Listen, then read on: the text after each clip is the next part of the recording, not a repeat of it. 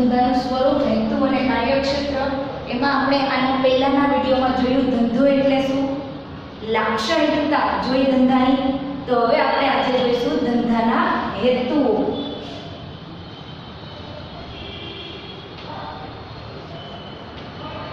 ધંધાના હેતુઓ. તો વિદ્યાર્થી મિત્રો, આપણે ધંધાના મેઇન બે હેતુ છે, આર્થિક હેતુઓ અને સામાજિક હેતુઓ. તો આપણે પહેલા શરૂઆત કરીએ આર્થિક હેતુઓથી.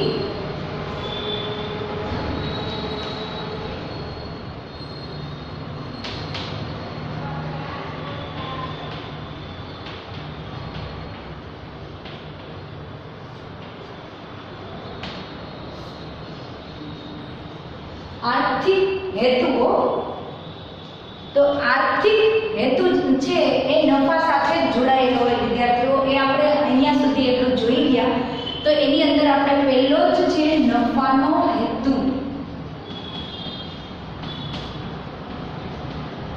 આ આપણે ધંધાની લાક્ષણિકતામાં પણ જોયેલું છે કે નફો મેળવવા માટે જ અથવા નફો મળે તો જ આપણે ધંધો લાંબા ટાઈમ સુધી ચાલુ રાખીએ છીએ. તો મહત્તમ નફાની જગ્યાએ અત્યારે આપણે શું કરે કે રોકાયેલી જે મૂડી છે, આપણે ધંધામાં જેટલી મૂડી રોકી છે એ મૂડી ઉપર આપણને વળતર મળે ને એને આપણે નફો કહીશું. કોને કહેશું નફો? તો જેટલી મૂડી ધંધામાં રોકાયેલી છે એ મૂડી ઉપર આપણને જે વળતર મળે એને આપણે નફો કહીશું. તો નફો છે એ શું છે? તો નફો ધંધાના વિકાસ માટે જરૂરી છે. ધંધાના વિકાસ માટે જરૂરી છે.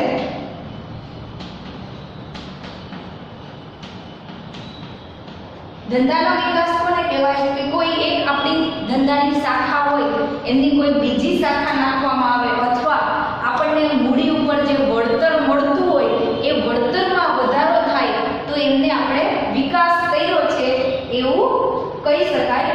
પછી મહત્તમ નફાની જગ્યાએ અત્યારે કયો ખ્યાલ સ્વીકૃત થયો?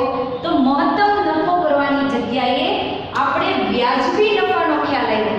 જેમ કે કોઈ એક પેન બનાવતું આપણો ધંધો છે, આપણે પેન બનાવીએ છીએ તો પેન 5 રૂપિયામાં બને છે, બરાબર? એટલે 5 રૂપિયા છે શું થયું? પડતર કિંમત. હવે એ જ પડતર કિંમત ઉપર આપણે આપણો નફો ઉમેરી અને આપણે એને 7 રૂપિયામાં વેચીએ છીએ. તો જો 7 રૂપિયામાં વેચવામાં આવે તો એ કેવું કહેવાય? વ્યાજબી નફો કહેવાય, બરાબર? કે આપણે 5નો નફો લીધો. પરંતુ એ જ 5 રૂપિયામાં બનેલી પેન જો 10 રૂપિયામાં વેચવામાં આવે તો એને શું કહેવાય? મહત્તમ નફો. તો અત્યારે બજારમાં મહત્તમ નફાનો ખ્યાલ ચાલતો નથી. શું કરવા? કે વિદ્યાર્થી મિત્રો, હરીફાઈનો જમાનો છે. જો આપણે વધારે પડતો નફો લઈશું તો આપણો ધંધો લાંબો ટાઈમ સુધી હરીફાઈમાં અથવા માર્કેટમાં ટકી શકશે નહીં. એટલે વ્યાજબી નફાની સાથે ધંધો ચલાવવામાં આવે છે. એટલે કે વ્યાજબી નફાનો ખ્યાલ.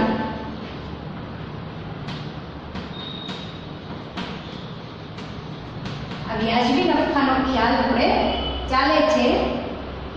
મહત્તમ નફો કરતા નથી. મહત્તમ નફાનો ખ્યાલ સર્વસ્વીકૃત નથી. તો નફો છે એ ધંધાનો પ્રેરક બળ કહેવાય, કાર્યક્ષમતાની પારાશીસી કહેવાય અથવા જીવન રક્ત કહેવાય. નફો છે એને શું કહેવાય? તો નફો એ ધંધાનો પ્રેરક બળ છે. પ્રેરક બળ અથવા જીવન રક્ત છે.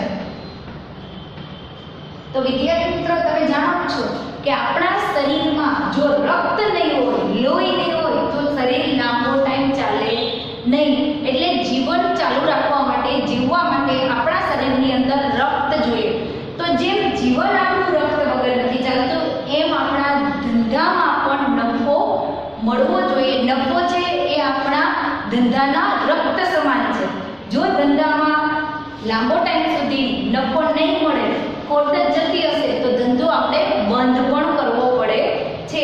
એટલે આપણું પ્રેરક બળ તરીકે આપણે નફાને વાપરીએ છીએ. તો ધંધાના વિકાસ માટે વ્યાજબી નફાનો ખ્યાલ આપણે અત્યારે ચાલે છે. મહત્તમ નફો નથી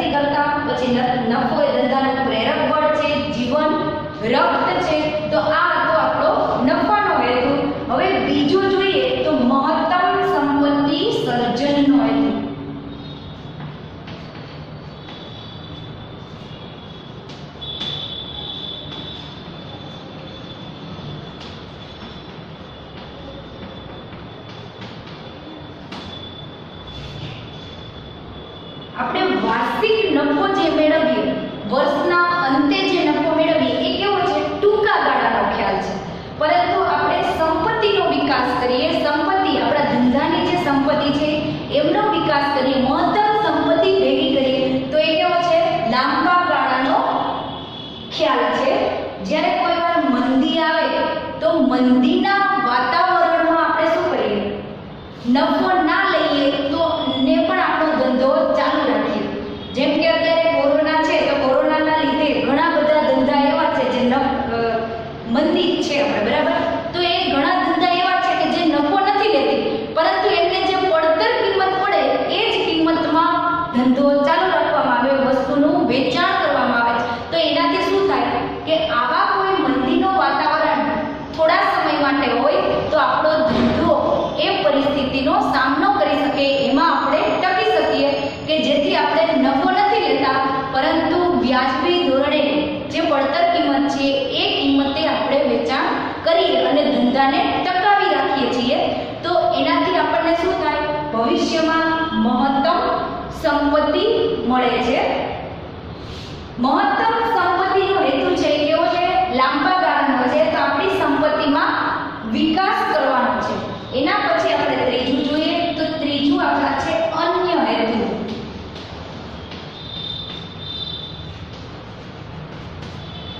આ નફાનો હેતુ, મહત્તમ સંપત્તિ સર્જનનો હેતુ અને એના પછી છે અન્ય હેતુઓ. તો અન્ય હેતુઓમાં આપણે જોઈએ કે શું? આપણા ધંધાનો વિકાસ કરવો.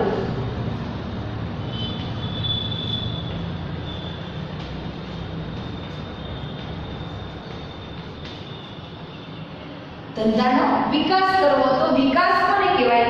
તો આપણા ધંધાની એક શાખામાંથી બીજી શાખા થાય. જેમ કે આપણે કોઈ એક સ્થિતિમાં ધંધો હોય, ધંધાને સતત નફો જ મળતો હોય, વધારે પડતો આપણે લાંબા ટાઈમ સુધી નફો જ મળે, બરાબર? આપણે આવકમાં વધારો થાય તો આપણે શું કરશું? ધંધાની બીજા સ્થિતિમાં પણ આપણા ધંધાનો ફેલાવો કરશું, તો એ ધંધાનો વિકાસ થયો છે એવું કહેવાય. પછી બીજું છે કે નફામાં વધારો થવો.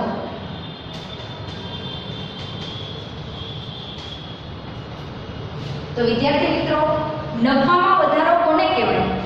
તો નફાનો વધારો એટલે કે આપણે પડતર કિંમત છે જે આપણે ધંધામાં રોકેલી છે, મૂડી, ફોર એક્ઝામ્પલ 5 લાખ રૂપિયા રોક્યા હોય, એમાં આપણને 25,000 રૂપિયા મહિને નફો મળતો હોય, વળતર મળતું હોય, તો એમાં જો વધારો થાય તો પણ એ નફામાં વધારો થયો અને ધંધાનો વિકાસ થયો એવું પણ આપણે કહી શકીએ છીએ.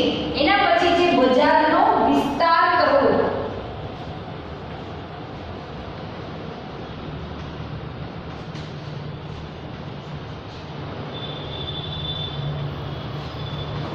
તો બજારનો વિસ્તાર કરવો કોને કહેવાય? તો બજારમાં આપણે વધારે પડતું વસ્તુઓનું વેચાણ આપણું થતું હોવું જોઈએ. આપણા ધંધામાં ઉત્પન્ન થયેલી વસ્તુઓનું વધારે પડતી જગ્યાએ વેચાણ થતું હોવું જોઈએ. તો એને આપણે કહેવાય બજારનો વિકાસ કરવો. એના પછી છે સાધનોનો મહત્તમ ઉપયોગ કરવો. સાધનોનો મહત્તમ ઉપયોગ કરવો. તો મહત્તમ એટલે વધારે. તો આપણી પાસે જે ધંધો કરવા માટે સાધનો છે, જેમ કે જમીન છે, મૂડી છે, આ બધા આપણા સાધનો કહેવાય, મિલકત છે આપણી પાસે જે. તો આ સાધનોનો આપણે મહત્તમ ઉપયોગ કરીએ, વધારેમાં વધારે ઉપયોગ કરીએ અને નફો મેળવીએ તો એને ધંધાનો વિકાસ થાય એવું કહેવાય. આ હતા આપણા આર્થિક હેતુઓ. તો આર્થિક હેતુઓ જોયું. હવે જોઈશું આપણે સામાજિક હેતુઓ.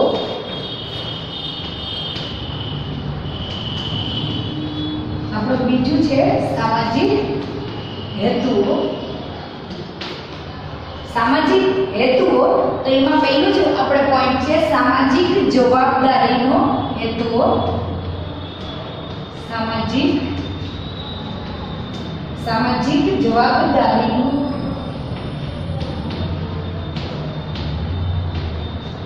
સામાજિક જવાબદારી. તો આપણે સમાજમાં ગ્રાહકોમાં આવેલી જાગૃતિ, ગ્રાહક શિક્ષણ, ગ્રાહકોનું સંગઠન, રાજ્યનું નિયંત્રણ, આ બધાના લીધે અત્યારે આપણે ધંધા સાથે એટલે કે એકમ સાથે જોડાયેલા જુદા જુદા વર્ગો છે એમના હિતનું ધ્યાન રાખવું પડે છે. તો ગ્રાહકમાં આવેલી જાગૃતિ, ગ્રાહક જાગૃતિ, ગ્રાહક સંગઠન, જાગૃતિ, સંગઠન, રાજ્ય નિયંત્રણ,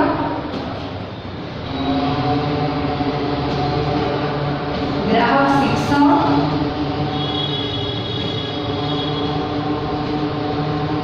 તો આ ગ્રાહક જાગૃતિ, અત્યારે ગ્રાહક જો જાગૃત થઈ ગયા, આપણે ખુદ કોઈ વસ્તુ ખરીદવા જઈએ તો આપણામાં શિક્ષણ આવી ગયું છે કે આપણે એક્સપાયરી ડેટ જોઈશું કે આ વસ્તુ કેટલા ટાઈમ સુધી વાપરવી યોગ્ય છે એ જોઈશું. એની ઉપર એમઆરપી લખેલી હોય, એમઆરપી એટલે મેક્સિમમ રિટેલ પ્રાઇસ, કે આ વસ્તુનો ભાવ કેટલો છે, પેકિંગ ક્યારે થયેલું છે, કઈ કઈ વસ્તુ અંદર ઉમેરેલી છે, આ બધું ગ્રાહક જાગૃતિ, ગ્રાહક શિક્ષણના લીધે આપણને ખબર પડે. પછી જે રાજ્ય નિયંત્રણ, તો અમુક રાજ્યએ ગ્રાહકને છેતરવા નહીં એવા નિયંત્રણો હોય છે, સરકારી કાયદાઓ હોય છે. તો આ વસ્તુના લીધે ગ્રાહક આપણે ધંધા કે એકમ સાથે જોડાયેલા વર્ગો, તો કયા કયા વર્ગો જોડાયેલા છે, તો કર્મચારીઓ જોડાયેલા છે. સૌપ્રથમ તો ધંધા સાથે જોડાયેલો છે ધંધાનો માલિક, ધંધાનો માલિક, કર્મચારીઓ, ગ્રાહકો, લેણદારો. તો આ બધા જે વર્ગો છે એ આપણે શું છે, ધંધા સાથે જોડાયેલા વર્ગો છે.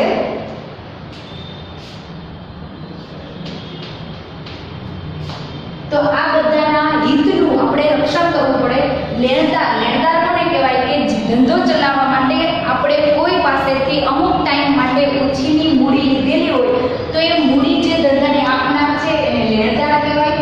ધંધાનો માલિક, ધંધામાં કામ કરતા કર્મચારીઓ અને ધંધા દ્વારા ઉત્પન્ન થયેલી વસ્તુ વાપરનાર ગ્રાહકો આ ધંધા સાથે જોડાયેલા છે. તો આ બધાના હિતનું આપણે રક્ષણ કરવું પડે છે, એ આપણી સામાજિક જવાબદારી છે.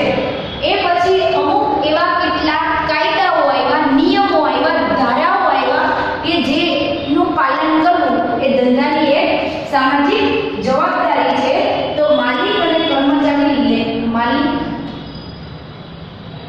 એ આપણે ધારા જોઈએ તો કયા કયા ધારા આવ્યા, તો પર્યાવરણની જાળવણી કરવી,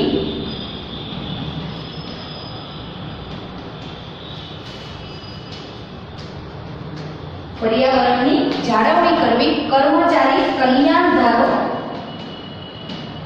કર્મચારી કલ્યાણ ધારો,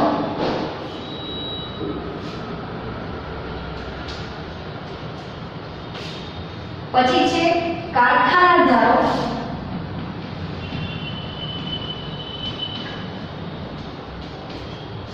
એના પછી છે ગ્રાહક સુરક્ષા. તો ધારાનો મતલબ થાય નિયમો, કાયદાઓ. તો આ કેટલા બધા કાયદાઓ સરકાર તરફથી આવેલા છે જે કાયદાઓનું પાલન કરી અને ધંધો ચલાવવામાં આવે છે. તો આ ધારાઓ, કાયદાઓનું પાલન કરવું એ ધંધાની એક સામાજિક જવાબદારી છે. એના પછી આપણે બીજું જોઈએ તો એ છે રોજગારીની તકો પૂરી પાડવી. રોજગારીની તકો પૂરી પાડવી.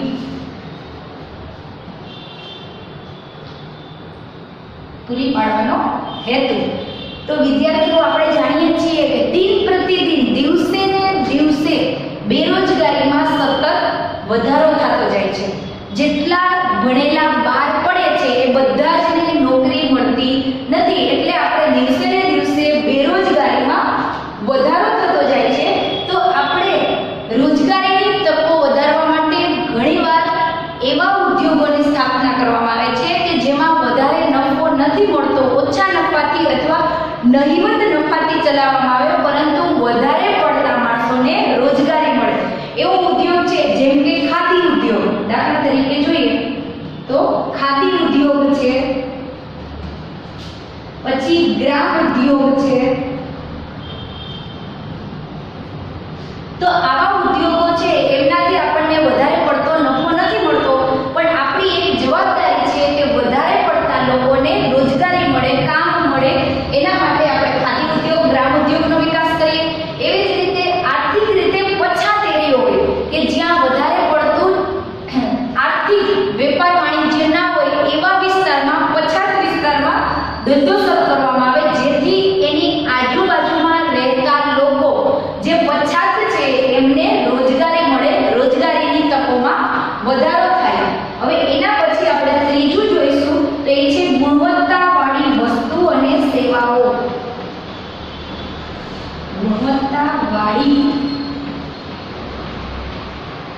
વસ્તુઓ અને સેવાઓ. તો આપણા એકમ દ્વારા, ધંધા દ્વારા ઉત્પન્ન થયેલી વસ્તુઓ ગુણવત્તાવાળી હોવી જોઈએ, જેમ કે રસોઈનો સામાન એટલે કે રસોઈના મસાલા, પછી ઠંડા પીણા,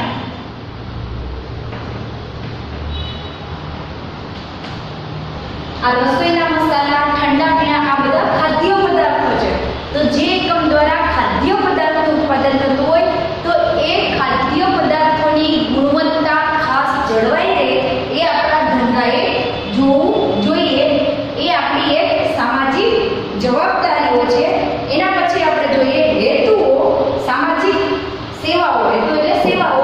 તો સેવા કોને કહેવાય કે વસ્તુ આપણે ખરીદી હોય તો એના પછી આપણને વસ્તુ વાપરવા માટેની સેવા આપવામાં. જેમ કે આપણે કોઈ જગ્યાએથી ફ્રીજ ખરીદવું હોય તો એ ફ્રીજ આપણા ઘરે પહોંચાડવા સુધીની સેવા આપવામાં આવે, ઘરે ફ્રીજ ગોઠવી જાય, ફ્રીજ ચાલુ કરી જાય, બરાબર છે.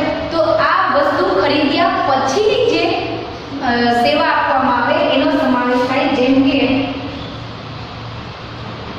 વસ્તુની ગોઠવણી, વસ્તુની ગોઠવણી કરવામાં આવે. વસ્તુ ખરીદ્યા પછી વસ્તુ આપણા ઘર સુધી ગોઠવી જવામાં આવે છે અને વેચાણ પછી વસ્તુ ગ્રાહકના ઘર સુધી પહોંચાડવામાં આવે. વેચાણ પછી ઘર સુધી, કોના ઘર? તો કે ગ્રાહકના ઘર સુધી પહોંચાડવી. તો આ બધી સેવા ધંધા તરફથી આપવામાં આવે છે. એના પછી જોઈએ તો વ્યાજબી વેપારી રીત રસમો અનુસરવાનો હેતુ. વ્યાજબી રીત રસમો,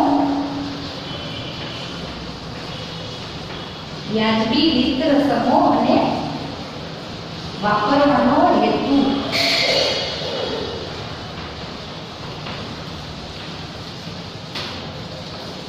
તો આમાં શું કહેવામાં આવે છે વિદ્યાર્થીઓ?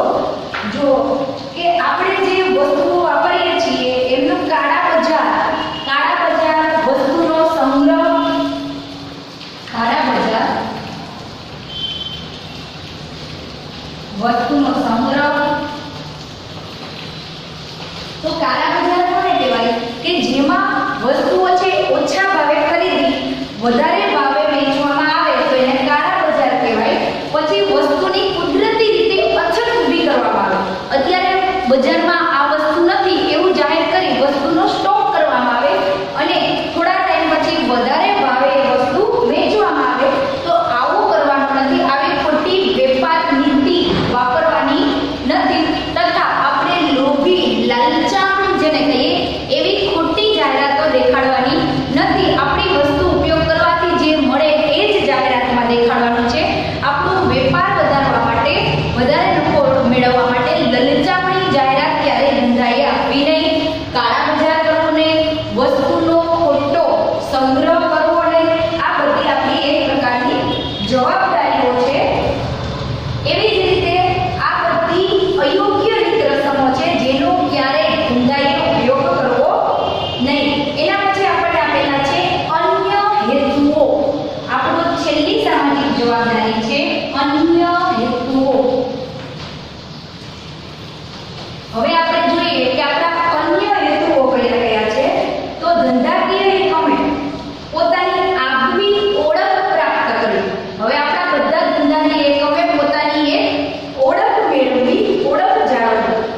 પછી તો કે ઉત્પાદન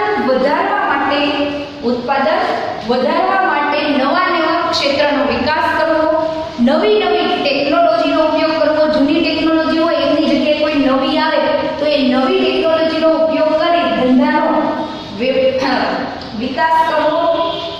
તેમજ રાષ્ટ્રના આર્થિક વિકાસમાં મદદરૂપ થવું. એટલે કે આપણા રાષ્ટ્રનો જે વિકાસ થાય છે એ વિકાસમાં મદદરૂપ થવું અને આપણો આર્થિક વિકાસ કરવો. તો આ હતા આપણા સામાજિક હેતુઓ. તો વિદ્યાર્થીઓ આપણે ધંધાના બે હેતુઓ ભણ્યા. એક છે આર્થિક હેતુઓ, બીજો છે સામાજિક હેતુઓ. તો આર્થિક હેતુમાં નફાનો હેતુ, મહત્તમ સંપત્તિનો, અને આ આપણા છે અન્ય હેતુઓ. એવી જ રીતે સામાજિક હેતુઓ ભણ્યા. સામાજિક હેતુમાં સામાજિક જવાબદારી શું છે જોયું, રોજગારીની તકો પૂરી પાડવી, ગુણવત્તાવાળી વસ્તુઓ અને સેવાઓ વ્યાજબી રીત રસમો વાપરવી, અને બીજા આપણા જોયા અન્ય હેતુઓ. આ બધા હતા આપણા ધંધાના હેતુઓ. Thank you. Like a Hellcat.